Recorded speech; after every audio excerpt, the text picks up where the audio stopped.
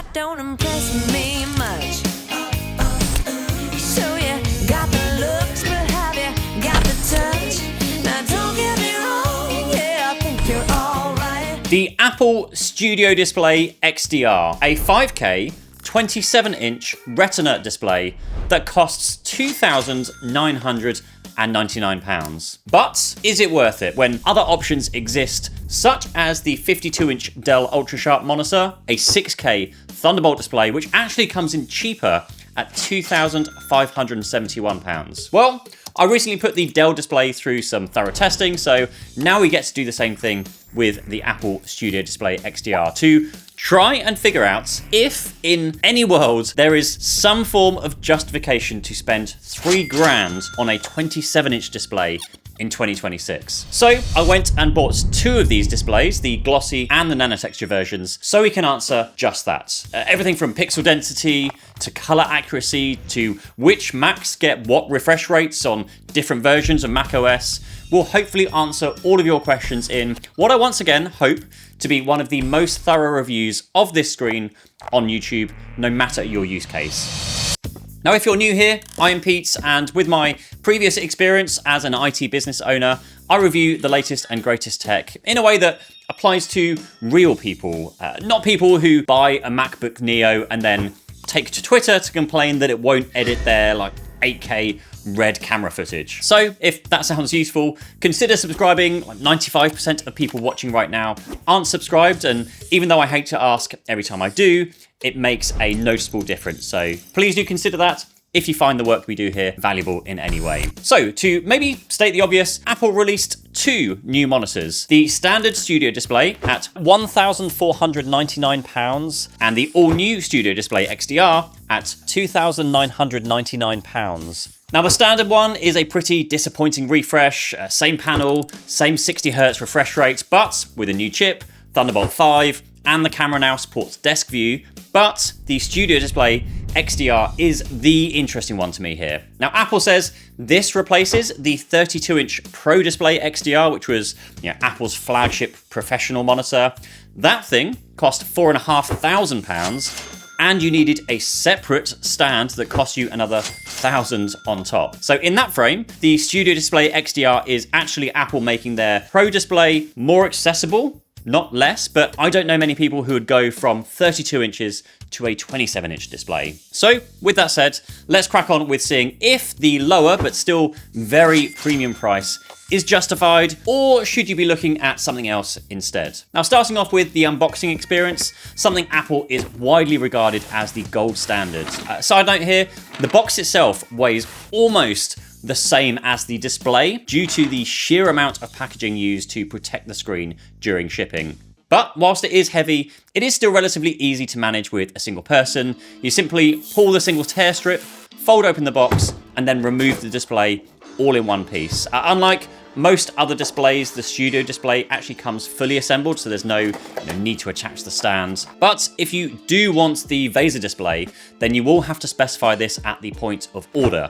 Although Apple service manuals do suggest this is something you could do yourself, the parts required aren't available yet, and you literally have to dismantle the entire display, including the front glass, which is not something I'm sure any of us want to be doing. So you will most likely be stuck with what you ordered. Now, the power cable for the Studio Display XDR comes attached and is also technically removable, although good old Apple says it requires a specialized removal tool to do so. But there is another problem with this, which I'll talk about more in just a moment. And the only other cable that is included in the box is a nice, very thick, braided 1 meter Thunderbolt 5 cable, which could be longer, especially when daisy chaining multiple displays, but does serve its purpose. But there is one more thing, he says. If you ordered the nano-texture display option, then you will also get Apple's premium polishing cloth in the box, which they say is the only cloth you should use when cleaning that nano-texture coating. Now onto the all-important specs. 27-inch, 5K, 120Hz refresh rate on an IPS mini LED panel with 2,304 dimming zones and support for HDR. Now, Apple has an interesting implementation of HDR where it actually HDRs only part of the screen that require it, like If you watch a video in HDR, then everything around that won't also be HDR. There's a built-in 12 megapixel center stage camera, now with desk view. Only 4 ports on the back. 2 of them are Thunderbolt 5. The one with the black dot is the uplink port to your computer. The other is for connecting other Thunderbolt devices, including additional displays, and 2 further USB-C ports for anything else. There's built-in speakers, which are always great on Apple products when compared with their competitors. We will be testing that again soon. Also, 3 built-in mics for video calls and to speak to your beloved voice assistant. And that is pretty much it when it comes to the tech specs. Now, when you buy the screen, there are only 2 options. One is the stand versus the VESA mount adapter. The other is standard glass versus Apple's nano-texture glass. And this is the one that I see get a lot of questions over what difference it makes. Now, the first and most obvious difference is that by placing a matte finish onto the display, it reduces glare and reflections from bright light sources around you. And with Apple's nano-texture coating, it does a fantastic job. And when you put it side by side with other displays we have here, such as various LGs and Samsungs and Dells, the nano-texture coating is, in my opinion, worlds apart and does a much better job at reducing bright lights and reflections, whereas other monitors we tested in comparison generally just disperse the lights rather than actually reducing them. Also, a quick mention here for our wallpaper, shop.petemattheson.com, or link down below this video if you want to support the channel. Now you see this really interesting pattern on Apple's display here, even the glossy display compared to the other monitors with their coatings. I will give this to Apple. It is very, very impressive, and although there is a long list of reasons to buy displays from other companies, if this is important to you, it is pretty damn good. Now, with that said, matte coatings do typically impact in other areas too, which we'll cover as we go, so let's move on. Now, brightness is another area where Apple really has worked their magic, boasting 1000 nits in SDR and 2000 peak nits in HDR, asterisk, in temperatures less than 25 degrees C. So, good news, everybody. We live in a country that rarely exceeds 25 degrees, so I can gladly put that to the test for you here today, or rather not put it to the test because it doesn't go above 25 degrees. Now, when it comes to HDR content, just wow, this thing hurts. From our tests, we measured the brightness of a little white box at various sizes, and staring at that box will very slowly burn into your retinas. It is really, really bright. For normal HDR consumption, videos, games, it is absolutely incredible. And like I mentioned, Apple does state that these brightness levels are only possible at ambient temperatures of under 25 degrees Celsius. So if it is warmer where you are and you really want to push it to that limit, then you might want to be in a room with air conditioning to avoid that throttling. But overall, very impressive. But one thing we did discover whilst testing these monitors to ensure they could hit those numbers was quite strange. Now, we got close to the 2000 peak nits in HDR, registering around 1800 nits in between a 5 to 10% window. But as far as SDR goes, well, look here. If you jump into the advanced color profile settings, it specifically states that it doesn't go above 600 nits in SDR. Even creating a custom color profile doesn't allow this. So I'm not sure if that's a bug and maybe something that will be fixed, but with our testing, we were only getting that maximum of 600 nits. Now, based on documentation from Apple, their 1000 nits is restricted based on brightness control and ambient lighting conditions. So it sounds like the panel is capable of it, but Apple is holding back maybe those 400 nits for headroom to achieve its color primaries in different environments. Now, with that said, I do just want to mention something here because I've seen a lot of people comment on, yes, how unique and impressive this technology is, that Apple can produce a display like this that can reach those sorts of figures. 1000 peak nits in SDR, 2000 peak nits in HDR. And I'm going to demonstrate this now. So, Matt, what is the brightness set on your monitor right now? 80%?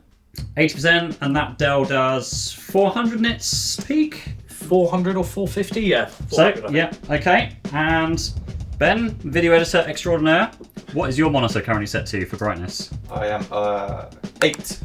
8%? 8 out of... You're seriously on 8%? That's because you color calibrated, right? Yeah, it's calibrated, so that's 8 out of 50, I think. And my brightness is set to 85% on a 400, 450 nit display in SDR. So does it really matter when people want 1000 nits if they don't actually have the existing monitor at their brightest settings? And so we find that setting the brightness to around about 70% on the studio displays is the sweet spot, which interestingly is around about 400 nits, which is just about the same maximum brightness of like all of these competitor monitors from Dell, LG, Asus, who tend to target around 400 to 450 nits. So if you are worried that those maximums weren't enough for day-to-day use, in my opinion, is actually the kind of sweet spot. Now, one thing to also mention here is that when we got onto testing the color profiles, as you do toggle through the various color profiles inside of macOS, the screen will then dim to specific levels so that those color profiles are actually correct. Because of course, if you put your display into whichever color profile you want and then use your brightness and like boost it up to as bright as it goes, then those colors will no longer be accurate, at least according to like professional standards. So more on that in a minute. Now, design-wise, no matter which spec you pick, you'll get that same aluminium or aluminum for my American friends, clean but pretty chunky bezels here as well in today's age. In fact, if you put two of these displays side by side, you will have a 1-inch thick bezel between your screens. Also gone is the bold cheese grater design that lets everybody else know that you have the expensive one and not the cheaper studio display. But this continues the super clean aesthetic that you of course expect from Apple. Beautiful, simple, no bells or whistles. If this were any other monitor, I'd say that clean back would give you plenty of room to throw on, some LED light strips if you wanted to give your desk some bias lighting. But I kind of doubt that anyone buying one of these screens is going to consider, pimping your desk with LEDs. You just want that whole like clean aesthetic that is just 100% Apple. Now, there are no controls. There's no on-screen menu here. It is all controlled within your Mac settings. Now, as far as the stand goes, it is a very, very solid stand. When I say solid, as with, anything Apple, it looks spectacular. Machined aluminium, quite industrial looking with all the included tilt and height adjustable stands. There is a hole at the back for cable management, which can do a good job at hiding your cables, but only when the screen is in its lowest position. But whilst the design is very Apple, there are a couple of areas that I will still comment on. Now, the base itself is very, very thick, so you kind of lose the desk space below your screen unless you happen to, place your Mac Mini there, in which case it is perfectly suited for Mac Mini users. Now, other manufacturers have made their stands noticeably thinner over recent years to make them less intrusive on your desk. But if that's a real issue, then I would definitely opt for the VESA-mounted version, which then frees up, all of your desk space below that to put your monitor on a compatible monitor arm, and again, gets all that desk space back again. However, there is also a problem here. Now, at least here in the UK, I can't comment on other countries, but the UK plug is way too big to fit through basically any cable management system. Now, the Secret Lab monitor arm that I use, for example, you can slide in cables to the magnetically attached cable trays, but you are then meant to push the whole cable through the hole to kind of follow it through the cable management. And you might think, well, that's fine because you can just push the other end of the power cord through instead. Now, with the power cord being, pretty difficult to remove, you have to really, really put a lot of force to get it out. Apple even sells, of course they do, a specific removal tool to remove this.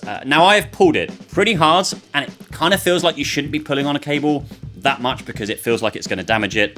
Therefore, I guess the removal tool. And even then, the cord has this rubbery plastic surround that again makes it nearly impossible to push through most cable management arms. And you might think, well, that's fine because I'm sure it's just a regular 3-pin kettle lead.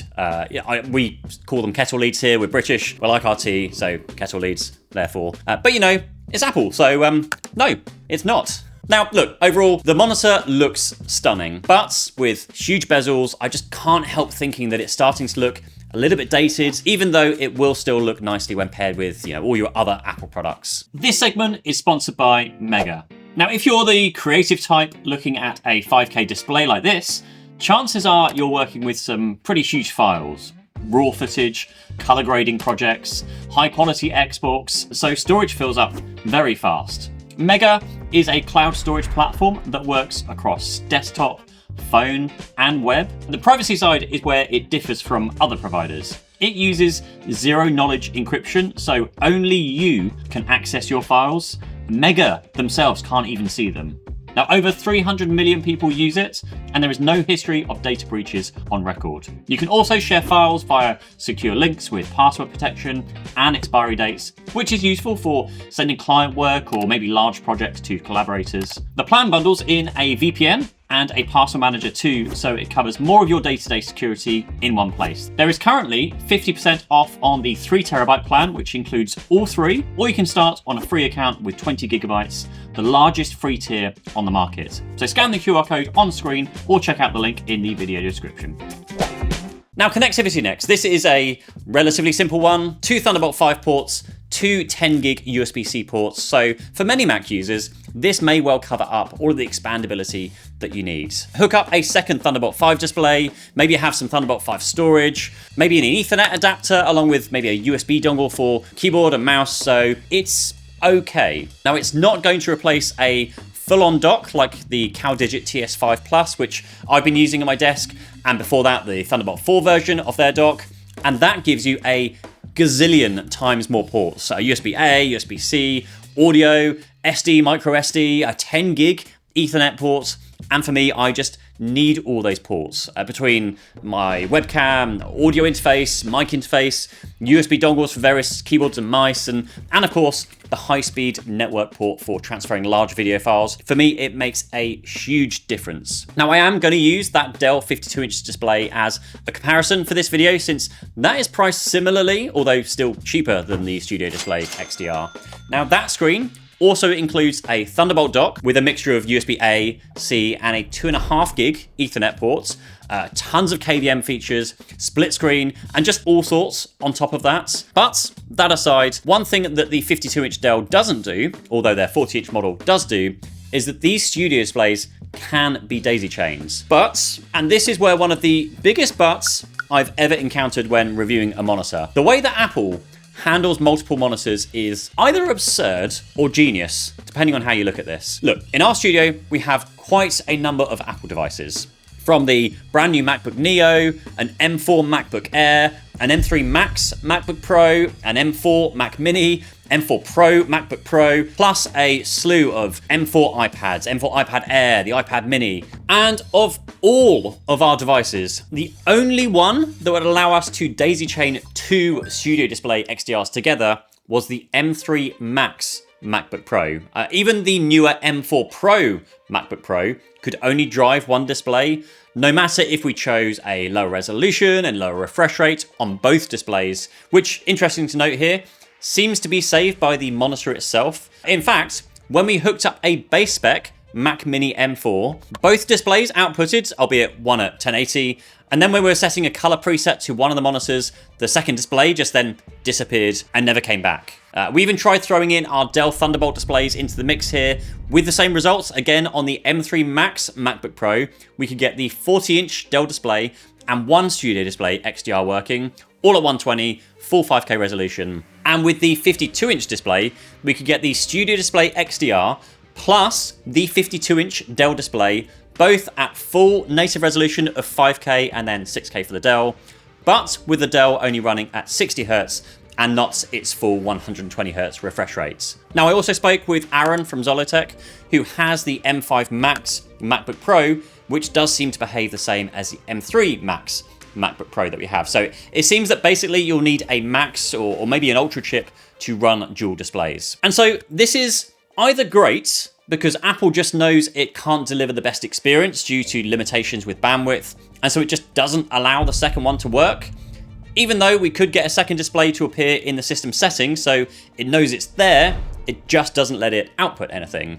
Or it's a bit silly because you don't often run into this with other displays, and by that I mean with non-Apple products. This is baked in at the Mac, or rather the Mac OS level, where it is the OS making the decision that rather trying to put something that might be lower resolution or lower refresh rate, it just won't show anything at all. With that said, plugging in a MacBook Neo, we do get 4K at 60 Hz, which for an iPhone chip, I think is still pretty good as far as the Studio Display XDR goes, but why would you be buying a MacBook Neo at $599 and then buying a £3,000 or dollar display to plug into it? Make that make sense. Whereas, outside the Apple ecosystem, yes, there is still limitations in terms of bandwidth, but then we do have things like display stream compression that easily allows people to plug in many multiples of monitors into their machines. But then we have forums filled with people complaining about the use of display stream compression. So you can't please everybody. Maybe this is equivalent of the you can't have nice things meme. Anyway, daisy chaining aside, the Studio Display XDR is a 5K display, so that's 5120 by 2880, and at a pretty stunning 218 pixels per inch, which Apple classes as Retina display. Now this is one of Apple's strengths, with many other monitors being closer to like 140 pixels per inch. So at 218 pixels per inch, there is a clear amount of clarity that you get from the sheer number of pixels, and it is impressive. It's definitely noticeable. How noticeable will depend, because when you are sat at, maybe a normal viewing distance, there is little perceived difference day to day. Unless you really sit up close and pixel peep, if you're using a MacBook Pro, you're sat a lot closer, therefore it's a lot more noticeable. Or of course you get your microscope out, in which case, absolutely, you can tell the difference. There is a clear difference here between those with a much higher PPI. And especially if you see the difference here when looking for things like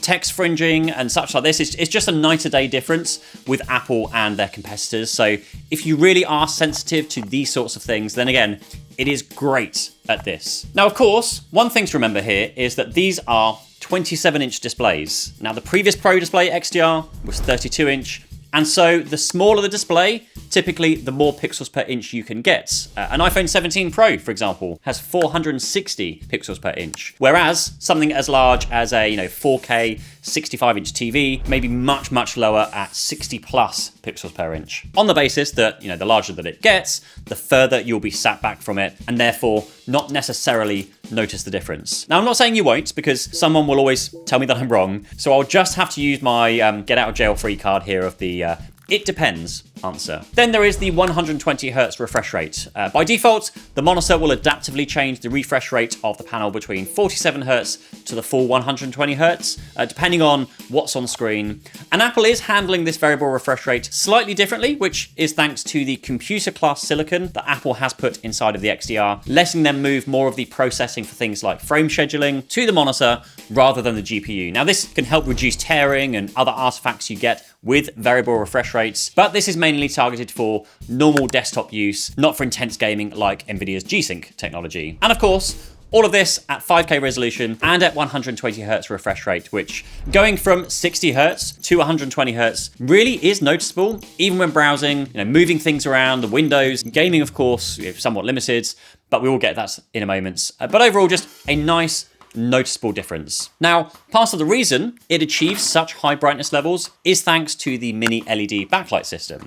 Now, most of this monitor's competition are using edge-lit backlight systems where the entire backlight or large sections of the backlight are always on. The mini LED system means that each zone can be dimmed or turned off for any zone independently, all 2,304 of them. Now, the mini LED system is more susceptible to blooming, as zones will then overlap pixels, but it is helped by the sheer number of dimming zones. And each of those zones can be controlled at up to 960 Hz, which is 8 times the speed of the max refresh rate, which, along with some machine learning done by the timing controller, can control dimming zones faster and smarter, which should reduce blooming further. A major benefit over the edge-lit systems is the contrast ratio, because edge-lit is lighting large sections of the panel, so dark areas are still backlit alongside the brighter areas of the picture. And then, of course, there is OLED, where neither of these are a problem as each pixel emits its own light. However, it is possible Apple opted for the mini LED system here for its impressive brightness, and of course, because of cost. Like, I would love to see an Apple OLED, like the tandem OLED on the iPad Pro, but I also don't want to know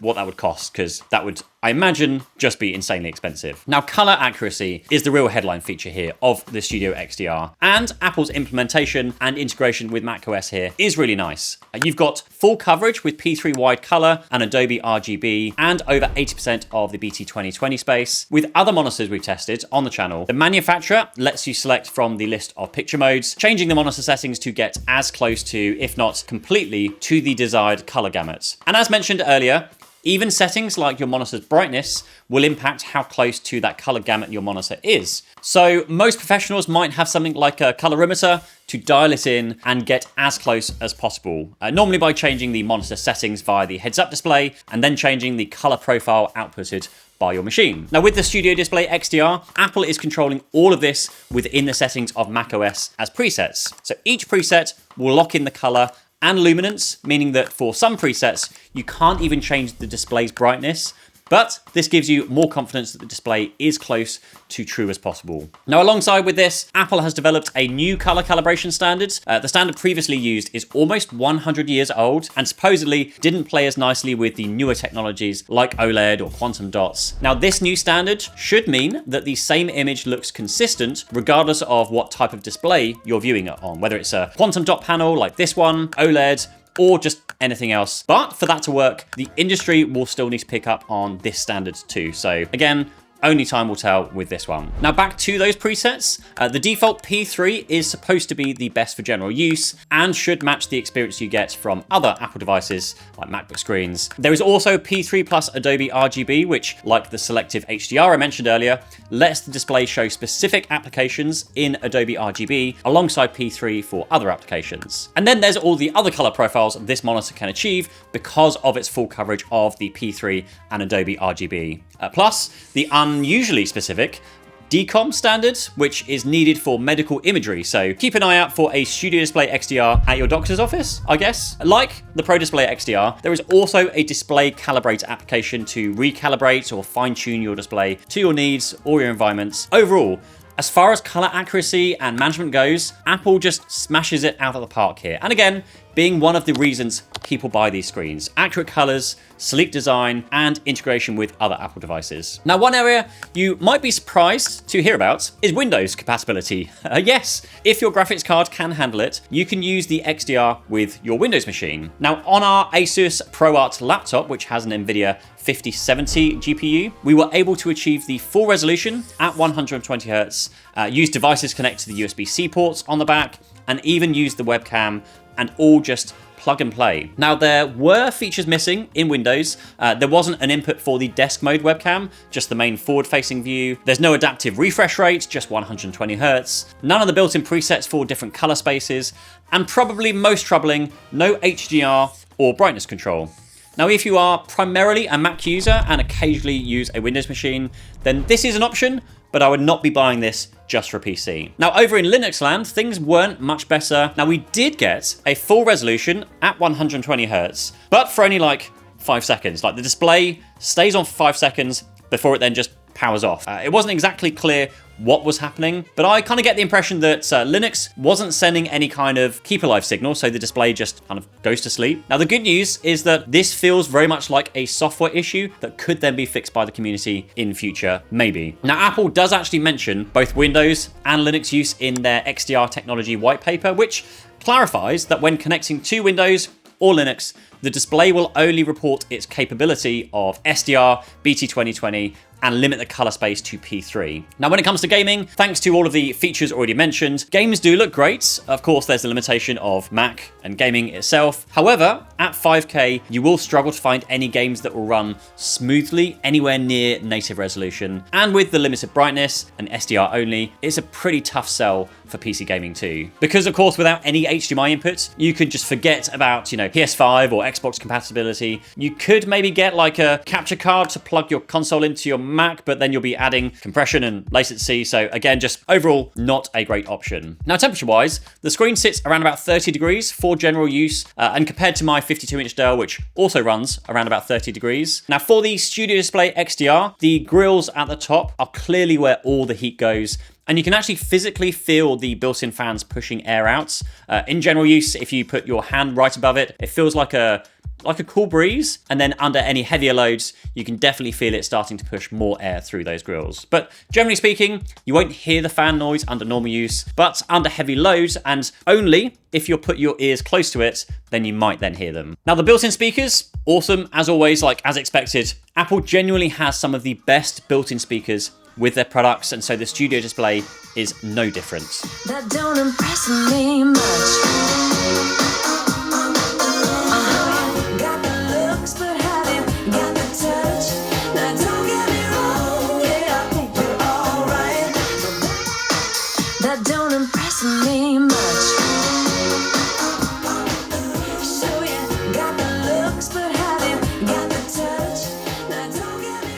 Now, that's not to say a pair of proper desk speakers aren't a worthwhile purchase, But for those looking for that, really clean, minimal desk setup, having these really solid speakers built in will definitely mean that at least separate speakers are optional and not like a requirement like with most other monitors with built-in speakers. One thing I will say about this is typically people do use dual displays. It would be nice if Apple could do some clever technology here to use that stereo imaging, knowing there are two sets of speakers there to do something more with the audio. Now the webcam is also okay. Definitely an improvement over the last generation Studio Display. Having center stage built in means that you don't have to worry so much about sitting in the right place, moving around, and also won't cause you to go out of frame. It just keeps you nicely centered in the image, and the included desk view is a nice addition.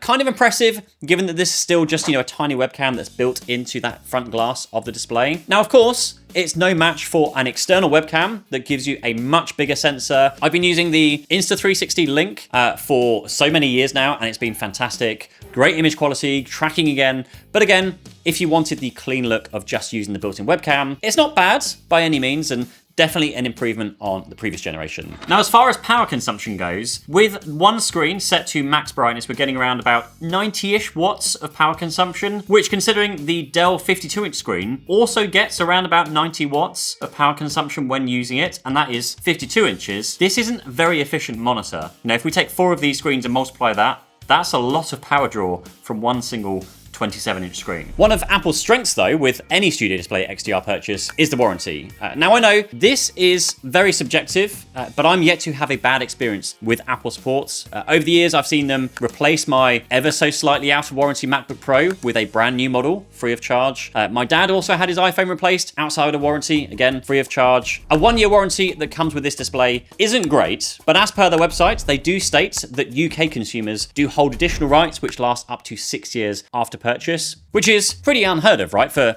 any other brand to kind of be so honest and upfront about that. Now, you can also extend this, of course, with their Apple Care Plus to get extended coverage if you wish. It's not something that you might really need for a display that typically just sits there and doesn't get taken out of the house or office like a phone or a tablet, but the option is there at least. Now, with that said, and of all the positives about how impressive this screen is, how good Apple's support historically is, I just can't really in any world imagine spending that much money in a single 27-inch monitor. Now, regular viewers of this channel will know that I'm a huge fan of single ultra-wide monitors, and just the sheer upgrade of going from dual monitors to a single ultra-wide is one I just can't find myself going back to. And I know I keep comparing to my Dell 52-inch monitor throughout this whole review, but I'm struggling to see the value when considering it is slightly more affordable than the Studio Display XDR, and yet feels like you get 4 times the screen real estate than one 27-inch Studio Display XDR. With a single ultra-wide, you ditch the, in this case, extremely thick bezels between 2 Studio Displays.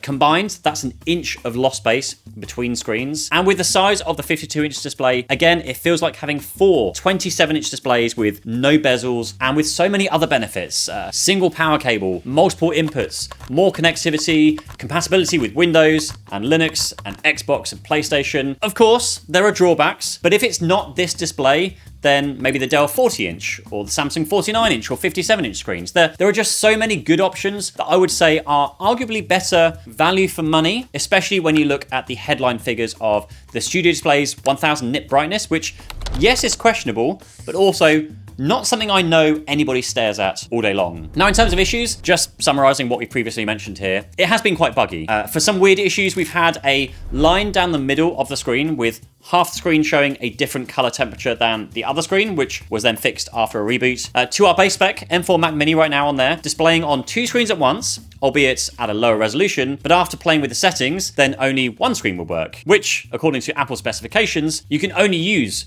one screen with the base M4 chip, and instead need those Max chips to support the dual displays. And then to some other fun problems, like when we were testing some HDR content, switching color profiles, only for the screen just to go totally black until it was fixed by disconnecting and reconnecting, disconnecting, reconnecting. And all of this just honestly is quite unusual for an Apple product that generally is just pretty seamless when you use them. And this is between the 3 Studio Displays I have here. We actually now have 2 nano-texture and 1 glossy, and we experienced strange issues across all 3, which came in 2 separate shipments. Now, there are also quite a few alternative options now available. You've got the 32-inch LG UltraFine Evo 6K, which comes in as much more affordable while still being 6K high PPI plus Thunderbolt 5, but also HDMI and display ports. Unfortunately, only 60 Hz, so it falls short of the Studio Display XDR, but a very strong competitor. Or the Asus ProArt 32 6K display, but this is a Thunderbolt 4 monitor. There are also options from the likes of BenQ or Samsung or Dell. But again, as with anything, for all of their strengths, they will of course have areas where they fall short, much like Apple's own Studio Display XDR does. So the question of whether the Studio Display is worth spending your money on, to me, I think is a pretty easy one. You are buying one small, but admittedly very impressive 27-inch display that fits the whole like clean Mac aesthetic, that works very well with Mac and only really Mac. But as soon as you talk about buying two of these displays, maybe you want the extra desk space for productivity purposes, then the value proposition becomes pretty absurd to anyone except those with the various high definitions of standards when it comes to color standards, like professional colorists, filmmakers, photographers. Whereas you could spend the same amounts and maybe even like far less on alternative options. And honestly, if you need a reference monitor to, do color grading, you might already have access to a great display like maybe an iPad, which I know many people already use as reference displays to ensure things are accurate. Any good monitor also can be calibrated to being very color accurate.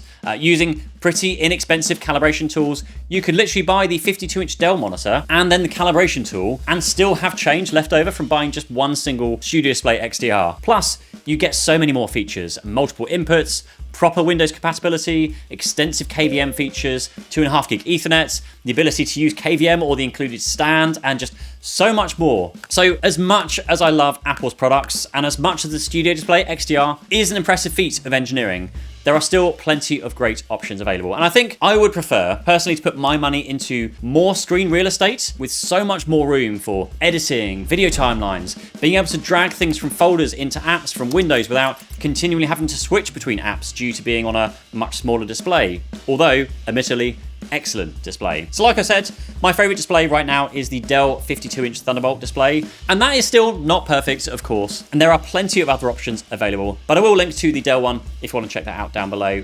Please do ask any questions you have, by the way, in the comments down below. Thank you so much for watching, and I will see you in the next video.